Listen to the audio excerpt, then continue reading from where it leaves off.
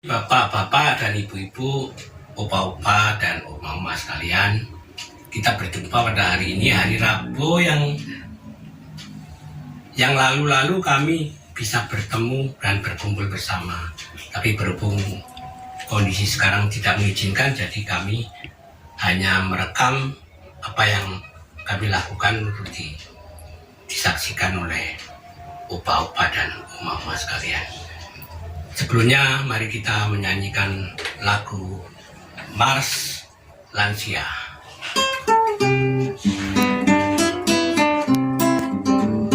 Kita para lansia Kristen yang seiman dan sepanggilan, berpadu dalam satu warga besar dengan kasih sebagai ikatan.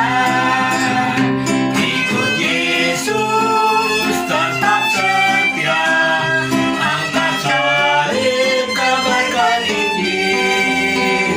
Kita para lansia Kristen hidup berbuah muliakan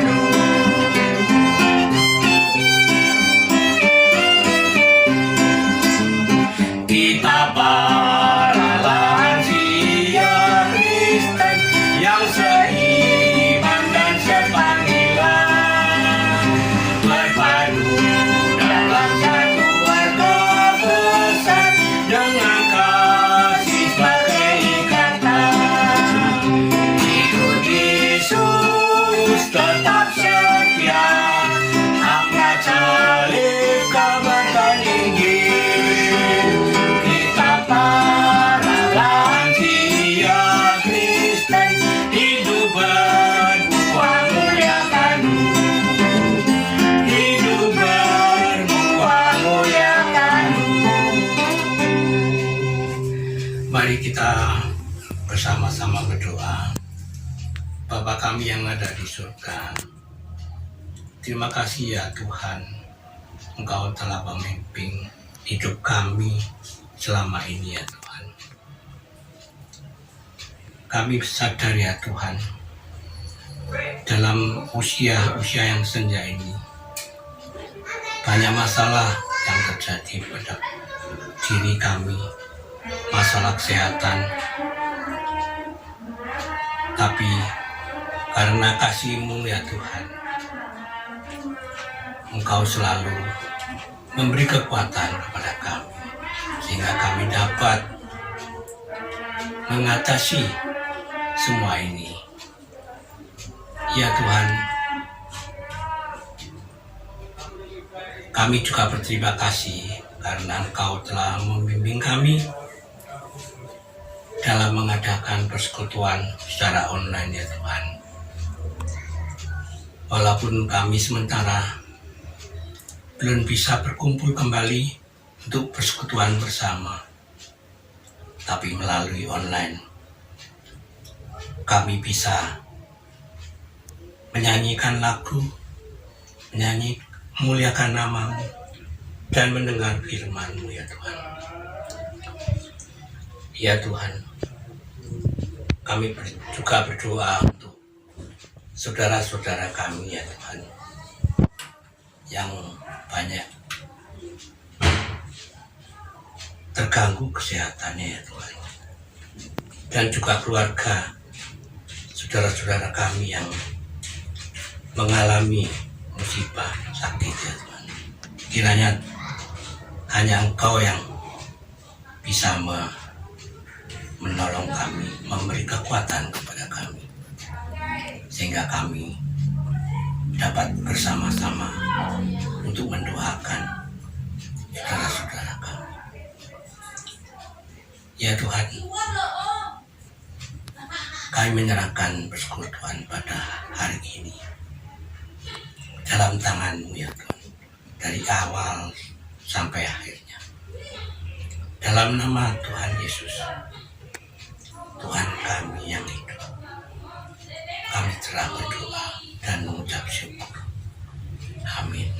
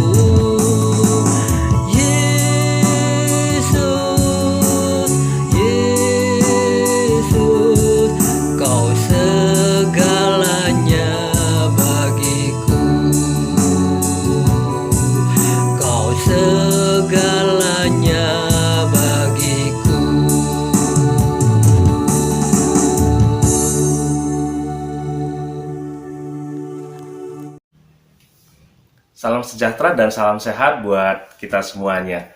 Bapak Ibu terkasih, senang sekali saya saat ini bisa bersama-sama dengan Bapak Ibu untuk membaca firman Tuhan dan belajar dari kebenaran firman Tuhan. Dan sebelum kita membaca dan merenungkan kebenaran firman Tuhan, mari kita berdoa terlebih dahulu.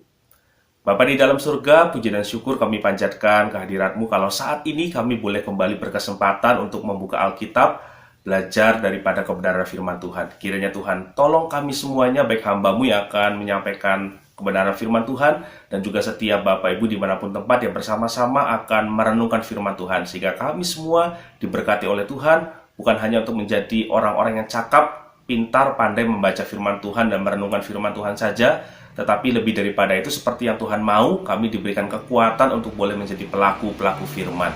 Terima kasih Tuhan Yesus, berkatilah kami semuanya. Di dalam nama Tuhan Yesus Kristus, kami bersyukur dan berdoa. Amin.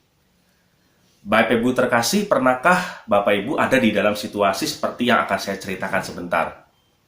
Suatu kali, Bapak Ibu sedang berkunjung ke rumah teman, entah sendirian atau mungkin bersama dengan teman daripada Bapak Ibu. Nah, kemudian ketika Bapak Ibu berkunjung ke rumah seseorang, kerabat atau teman daripada Bapak Ibu kemudian disuguhkan makanan atau minuman. Dan Bapak Ibu kemudian mengambilnya, kemudian mencicipinya, entah makanan atau minuman. Lalu datanglah sang pemilik rumah, yaitu teman Bapak Ibu, dan kemudian bertanya kepada Bapak Ibu yang sudah mencicipi makanan atau minuman itu, dengan sebuah pertanyaan, gimana rasanya? Gimana minumannya? Gimana makanannya? Itu saya yang buat sendiri loh. Dan kemudian Bapak Ibu yang sudah mencicipi makanan, minuman yang dihidangkan, kemudian harus memberikan jawab. Bagaimana jawaban yang harus Bapak Ibu berikan kepada sang pemilik rumah yang adalah teman Bapak Ibu? Karena pada waktu Bapak Ibu menikmati minuman atau makanan tersebut, sebetulnya rasanya biasa saja. Bahkan mungkin tidak enak. Apa yang Bapak Ibu katakan kepada sang pemilik rumah, kepada teman Bapak Ibu itu? Apakah Bapak Ibu akan berkata yang sebenarnya, bahwa makanan atau minuman itu tidak enak sebetulnya atau biasa saja? Atau kemudian untuk menyenangkan hati sang teman atau pemilik rumah, Bapak Ibu kemudian mengatakan, enak sekali, boleh tambah lagi ya, sebagai wujud bahwa makanan Anda enak loh, makanan kamu enak loh. Kemudian sang pemilik rumah bertanya lagi, masa sih? Betul enak. Nah, untuk lebih meyakinkan teman Bapak Ibu, kemudian Bapak Ibu sampai mengatakan, sungguhan enak, beneran enak. Atau bahkan sampai-sampai mengucapkan satu kata ini, sumpah. Ditambahin lagi, sumpah demi Tuhan, enak. Padahal biasa saja atau bahkan mungkin tidak enak. Nah, pernahkah Bapak Ibu berada di dalam situasi seperti yang saya barusan ceritakan? Mungkin pernah ya? Kita coba ingat-ingat lagi apa yang Bapak Ibu katakan. Nah, hari ini kita akan belajar tentang satu tema, yaitu tentang sumpah. Dan tema hari ini adalah jangan bersumpah. Nah, sebelum merenungkan lebih jauh, mari kita akan bersama-sama membuka Alkitab dan membacanya. Yang terambil dari Injil Matius, pasal yang kelima, ayat 33 sampai dengan 37. Injil Matius, pasal 5, ayat 33 sampai dengan 37. Kalau kita semua sudah menemukannya, izinkan saya membacakan bagian ini bagi kita sekalian. Matius pasal 5 ayat 33 sampai dengan 37 berbunyi demikian. Kamu telah mendengar pula yang difirmankan kepada nenek moyang kita, jangan bersumpah palsu, melainkan peganglah sumpahmu di depan Tuhan. Tetapi aku berkata kepadamu, janganlah sekali-kali bersumpah, baik demi langit, karena langit adalah tahta Allah, maupun demi bumi, karena bumi adalah tumpuan kakinya, ataupun demi Yerusalem, karena Yerusalem adalah kota raja besar. Janganlah juga engkau bersumpah demi kepalamu, karena engkau tidak berkuasa memutihkan atau menghitamkan sehelai rambut pun. Ayat 37. Jika ya, hendaklah kamu katakan ya. Jika tidak, hendaklah kamu katakan tidak. Apa yang lebih daripada itu berasal dari si jahat. Bapak Ibu terkasih, perihal mengenai sumpah di zaman perjanjian lama pada saat itu, maka dikatakan bahwa sumpah itu adalah sesuatu yang sangat serius. Dan saking seriusnya, seseorang yang sampai mengucapkan sebuah sumpah, apalagi menggunakan nama Tuhan di dalam sumpah tersebut, mengucapkannya di hadapan Tuhan, maka sumpah tersebut harus segera dilakukan, harus segera ditepati. Karena kalau tidak, ada konsekuensi yang sangat berat ketika tidak menepati, atau lalai untuk menepati, atau sengaja melanggar akan sumpahnya tersebut. Dengan kata lain, di dalam zaman perjanjian lama, bagi orang-orang Yahudi, sumpah itu sesuatu yang sangat serius, sesuatu yang tidak bisa diremehkan, tidak bisa disepelekan, harus segera dipenuhi. Dan terkadang juga, tapi pada kenyataannya adalah ada orang-orang yang tetap saja berani menggunakan nama Tuhan dengan sembarangan, Bapak Ibu. Ada orang yang berani menggunakan nama Tuhan, sebentar-sebentar menggunakan nama Tuhan, sebentar-sebentar menggunakan nama Tuhan, untuk kemudian mengucapkan sumpah, tapi tidak menepatinya. Dan dengan dasar itulah kemudian Tuhan Yesus berkata di dalam ayat yang ke-33, "Kamu telah mendengar pula yang difirmankan kepada nenek moyang kita, jangan bersumpah palsu, melainkan peganglah sumpahmu di depan Tuhan." Kenapa Tuhan sampai mengatakan jangan bersumpah palsu? Karena didapati bahwa orang begitu mudahnya menggunakan nama Tuhan, memakai nama Tuhan untuk mengucapkan sebuah sumpah supaya dirinya dipercaya, tetapi ternyata dia tidak bisa dipercaya. Dia melanggar sumpahnya tersebut, tidak menepatinya, tidak melakukannya. Sehingga sumpahnya itu menjadi sumpah yang palsu, meremehkan sumpah. Sehingga Tuhan berkata, jangan bersumpah palsu, melainkan peganglah sumpahmu di depan Tuhan. Betapa berat konsekuensi daripada sumpah, sehingga akhirnya Bapak Ibu Saudaraku, orang Yahudi kemudian membedakan dua jenis sumpah. Sumpah yang dibedakan menjadi dua jenis itu adalah, yang pertama, sumpah yang mengikat, diucapkan menggunakan nama Tuhan dan harus segera ditepati, harus segera dilakukan, tidak boleh dilanggar, sangat mengikat sekali. Dan mereka berpikir berulang-ulang kali ketika ingin menggunakan nama Tuhan di dalam sumpahnya. Karena ketika memakai nama Tuhan, sumpah itu menjadi begitu mengikat. Dan jenis yang kedua dari sumpah itu adalah yang dikategorikan oleh orang Yahudi, sumpah yang tidak mengikat. Nah, mereka tidak memakai nama Tuhan di dalam sumpahnya itu, sehingga dikatakan di dalam bagian Alkitab yang baru kita baca tadi, ada yang bersumpah demi langit, demi bumi, demi Yerusalem, demi kepala. Mereka tidak menggunakan nama Tuhan di situ, karena mereka berpikir kalau tidak menggunakan nama Tuhan, mereka tidak dituntut oleh sebuah sumpah tersebut yang mereka ucapkan. Jadi mereka menggunakan sumpah yang tidak mengikat tersebut, tidak memakai nama Tuhan.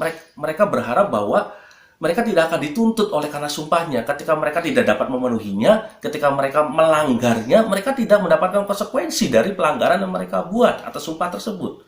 Bayangkan, pada saat itu, betapa banyaknya orang yang meremehkan sumpah. Menggunakan sumpah yang tidak mengikat tersebut, mereka menganggap remeh sumpah. Dan mereka menghambur-hamburkan perkataan mereka dengan mengatakan, demi ini saya bersumpah. Tetapi mereka cuci tangan atas segala kesalahan yang mereka lakukan dengan tidak melakukan sumpah mereka. Itulah kemudian yang membuat Yesus berkata di dalam bagian firman Tuhan yang baru saja kita baca tadi, bukan hanya jangan bersumpah palsu, tetapi Tuhan juga berkata, jangan juga bersumpah dengan melakukan yang tidak mengikat tersebut, tetapi kemudian tidak melakukannya. Karena apa? Jangan sekali-kali bersumpah demi langit, demi bumi, demi Yerusalem, demi kepala, atau bahkan mungkin juga demi-demi yang lain selain demi nama Tuhan. Jangan juga lakukan sumpah seperti itu. Firman Tuhan berkata, tetapi aku berkata kepadamu, janganlah sekali-kali bersumpah, baik demi yang tadi baru saja saya sampaikan. Kenapa? Karena langit dikatakan itu adalah tahtanya Allah. Bumi adalah tumpuan kakinya. Yerusalem adalah kota raja besar, kota kepunyaan Allah. Kepala, kita tidak berkuasa untuk memutihkan atau menghitamkan segala helai rambut pun. Artinya, langit, bumi, Yerusalem, kepala, atau mungkin bersumpah demi yang lainnya, Tuhan tetap terkait dengan itu. Bukankah langit, bumi, Yerusalem, kepala, atau bagian tubuh yang lain, atau kita menyebutkan nama-nama yang lain, itu adalah terkait juga dengan Allah. Karena Allah adalah pencipta alam semesta ini, pencipta kita. Ketika kita mengatakan bersumpah demi ini, bukan demi Allah, tetap kita tidak bisa melepaskan Allah dari kaitan apa yang kita ucapkan tadi. Karena Allah adalah pencipta segala sesuatu. Waktu kita mengucapkan sumpah demi nama yang lain atau demi sesuatu yang lain, tetap terhubung dengan Allah, terkait dengan Allah. Karena Allah adalah pencipta segala sesuatu. Sehingga benarlah firman Tuhan berkata bahwa jangan menggunakan nama Tuhan dengan sembarangan. Baik nyata-nyata kita memakai nama Tuhan ataupun juga memakai nama-nama atau sesuatu yang lain, karena Allah tetap terkait, Tuhan tetap terkait atas semuanya itu. Janganlah kita sembarangan menggunakan nama Tuhan. Janganlah kita mengucapkan dengan sembarangan akan nama Tuhan. Bapak Ibu terkasih, mengingat betapa seriusnya sumpah, sedangkan Yesus menegur orang-orang Yahudi betapa mereka sangat meremehkan sumpah. Banyak yang bersumpah tetapi tidak mampu untuk melakukannya. Mencuci tangan atas segala tuntutan atau kesalahan yang harus mereka terima, konsekuensi yang mereka terima. Sehingga Yesus berkata, jangan bersumpah palsu. Tetapi bukan hanya jangan bersumpah palsu, tetapi Yesus juga berkata, jangan sekali-kali. Artinya tidak boleh sama sekali bersumpah. Demi apapun juga. Kenapa, saudaraku? Beberapa pelajaran dapat kita ambil dari renungan saat ini adalah kita harus menyadari. Yang pertama, bersumpah itu dilarang oleh Tuhan. Karena itu adalah dosa. Firman Tuhan berkata, janganlah sekali-kali. Artinya sekali saja pun tidak boleh. Tuhan melarang. Janganlah sekali-kali bersumpah. Karena bersumpah itu adalah sebuah dosa. Yang kedua, mohonlah kekuatan daripada Tuhan untuk kita mulai meninggalkan kebiasaan mengucapkan sumpah demi apapun juga. Karena konsekuensi yang pertama tadi adalah, hal yang pertama tadi adalah sumpah itu adalah sesuatu yang dilarang oleh Tuhan, dosa. Sehingga kalau selama ini kita terbiasa sebentar-sebentar berbicara demi ini, bersumpah demi ini, demi itu, demi A, demi B, segala macam. Mulailah mohon kekuatan daripada Tuhan untuk kita mulai meninggalkan kebiasaan mengucapkan sumpah tersebut. Mohon kekuatan daripada Tuhan, Bapak Ibu. Dan yang terakhir adalah hiduplah di dalam kebenaran. Firman Tuhan bilang di dalam ayat 37, jika ya, hendaklah kita katakan ya. Jika tidak, hendaklah kita katakan tidak. Karena segala hal yang lebih daripada itu berasal dari si jahat. Artinya adalah apa? Hiduplah di dalam kebenaran. Hati kita, pikiran kita, perkataan kita, perbuatan kita benar. Sehingga kalau kita sudah mencintai hidup di dalam kebenaran, kita tidak perlu lagi memakai sumpah untuk membuat orang percaya kepada apa yang kita lakukan, percaya kepada apa yang kita katakan. Karena hidup kita sudah benar, perkataan kita sudah benar. Sayang sekali bukan? Sedih sekali bukan? Kalau orang baru percaya kepada kita ketika kita sudah mengatakan sumpah demi ini, sumpah demi ini yang saya katakan benar. Artinya kalau kita tidak bersumpah, orang menganggap kita tidak benar. Sayang sekali bukan? Sedih sekali. Kenapa? Karena memang kenyataannya hidup kita, perkataan kita tidak benar. Sehingga ketika orang mendengar perkataan kita tapi tidak kemudian ditambah dengan sumpah, orang tidak percaya sama kita. Sayang sekali bukan? Karena itu mari hiduplah, lakukanlah, katakanlah yang benar. Jika ya, katakanlah ya. Jika tidak, katakanlah tidak. Kalau kita sudah lakukan itu, berkata-kata benar, berperilaku benar, tidak perlu lagi, tidak usah lagi yang namanya sumpah demi apapun. Lagi pula, bukankah sumpah adalah dosa? Karena itu, Bapak Ibu terkasih, biarlah kita bersama-sama belajar tidak menggunakan nama Tuhan dengan sembarangan. Belajar untuk mulai meninggalkan kebiasaan bersumpah demi apapun juga. Dan belajar hidup benar. Hati kita benar, pikiran kita benar, perkataan kita benar, tingkah laku kita benar. Hidup berintegritas. Apa yang ada di dalam hati, itu yang kita keluarkan lewat perkataan dan perbuatan. Apa yang kita ucapkan, kita katakan, dan kita lakukan, itu adalah cerminan dari isi hati kita.